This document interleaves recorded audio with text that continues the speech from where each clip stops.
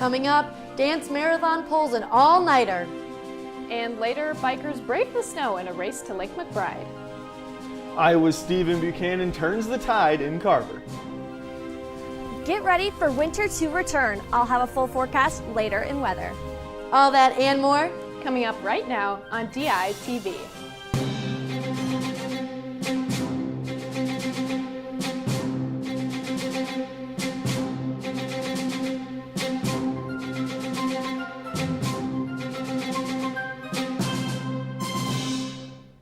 Good morning from Iowa City. It is Monday, February 10th, and I'm Hannah Lipsky. And I'm Liz Schultz. And the third member of our team, Izzy Thayer, is live outside to tell us today's weather story. Izzy, it looks freezing out there. Hopefully there is no snow on today's forecast. Well, yeah, guys, this weekend we saw a little snow, but right now it's just a cold 18 degrees here at Hubbard Park. Taking a look at students around campus, they're all bundled up on their way to class. Temps should start to rise to 31 degrees with clouds starting to form. Then temps will only slightly drop to around 26 degrees, but will feel colder as the wind will pick up. Tomorrow morning we'll see temps start at 16 degrees and those clouds just won't go away. I'll try to stay warm out here, but for now I'll send it back to you guys in the studio. Dance Marathon held their big event over the weekend. DITV's Kayla Smith spoke with families and participants about what this annual event means to them. The Iowa Memorial Union was full of flashing lights, loud music, and dancing as students and families came together for Dance Marathon's big event. Their big event is their 24-hour dance party that celebrates those who have fought against childhood cancer. It's like the one night where kids say that they can just be kids, not a kid with cancer. Some of the major activities of the night included an hourly morale dance and donating hair to make wigs for cancer patients. But for many of the participants, the highlight of their night was spending time with the children. I was playing with a little girl at one point, and we were just like running around playing tag, and it was so fun because she had the biggest smile on her face. The event also gave many families the opportunity to tell their story of recovery to a crowd of college students. But for other parents, this was an opportunity to remember their children's lives. He gives us the biggest hug out of nowhere. What we didn't realize was that was him saying goodbye. For many of the families, they feel grateful for the support that they have been given from Dance Marathon. They always came in, checked on you to make sure you were having a good day, and so they help you a lot. Later on in the night, the group revealed that they had raised over $1.5 million for Stead Family Children's Hospital. The night closed as families and participants held hands in a circle as they surrounded a candle to represent all the lives that have been lost to childhood cancer. Dance Marathon hopes to continue providing support for patients on the 11th floor at Stead Family Children's Hospital for decades to come. From the Iowa Memorial Union, Kayla Smith, DITV. The Iowa legislation has been busy with new bills. House Senate Bill 97 will require all classroom instructions to refer to the Gulf of Mexico as the Gulf of America and Mount Denali to Mount McKinley.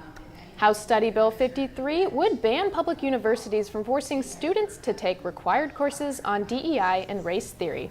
Last, a Senate subcommittee advanced State Senate Bill 1077. This bill would allow schools more flexibility for the state's school attendance policy. And Iowa Governor Kim Reynolds has set the date for an Iowa special election. This is intended to fill the seat formerly held by Representative Martin Graber. Graber was serving his third term in the Iowa legislature when he passed away on January 31st. Reynolds set the date for March 11th, 2025, where Lee County residents can vote for a new representative. Iowa City has canceled its plans to renovate the pedestrian bridge on Riverside Drive and Iowa Avenue, raising concerns for students. Students use this bridge every day to get to and from the west side of campus and are worried about the eroding condition of the walkway. The bridge is safe but visibly worn down. The renovations were supposed to start this summer, but the city didn't receive any bids from contractors.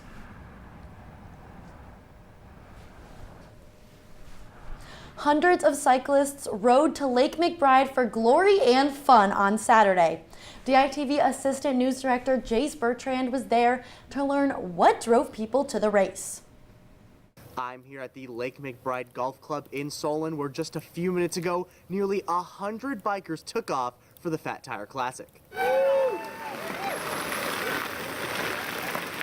Celebrating its 8th year, the Fat Tire Classic provides an opportunity for cycling enthusiasts of all ages to get out and compete. Hosting both a 15 and 30-mile race, bikers are welcome to race for a spot on the podium or simply enjoy the scenery. I saw it on Facebook. I thought this would be kind of a cool thing to do. I'm familiar with the Lake McBride area, and I didn't realize things like this are going on. And kind of like a kid in a candy store, find out about all the trails and events that are available for cycling.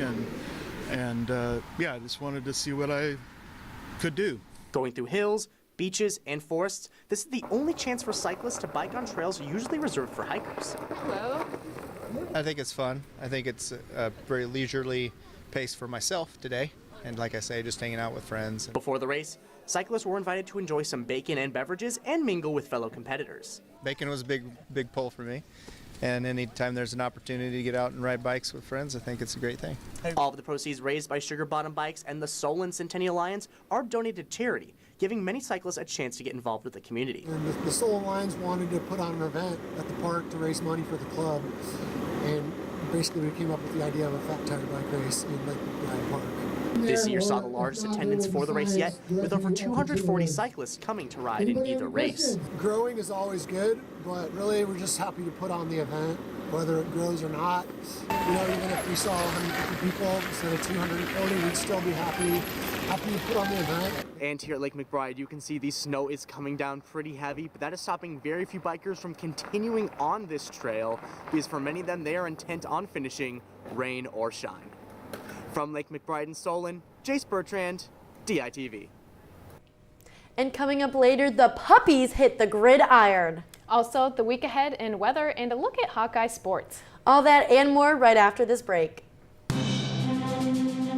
In Iowa City, history is being made every day. DITV is capturing it all. Politics, sports, and art. Local, state, and nationwide.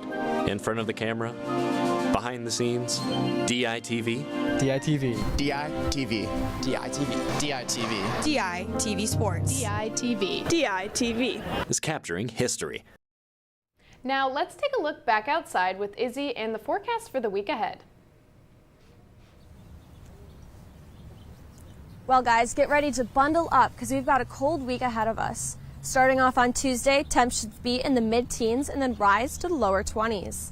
Then on Wednesday, the temps are going to stay in the lower 20s with snowfall all afternoon. Thursday, the sun will start to poke out, but temps should drop down into the negatives. That continues into Friday, where the day will start out in the low negatives and rise to the lower 20s. And finally, on Saturday, we're going to start out in the mid-20s and rise to the high 20s with some brief snowfall all day. I'm going to soak up my last few moments of sunshine, so I'll send it back to you guys in the studio. Thanks, Izzy. Now I know this weekend was pretty big for making all the headlines with the Super Bowl, but I know that Hawkeyes had something going on. There's a lot of great stuff going on in sports lately. We'll take it over to Brady.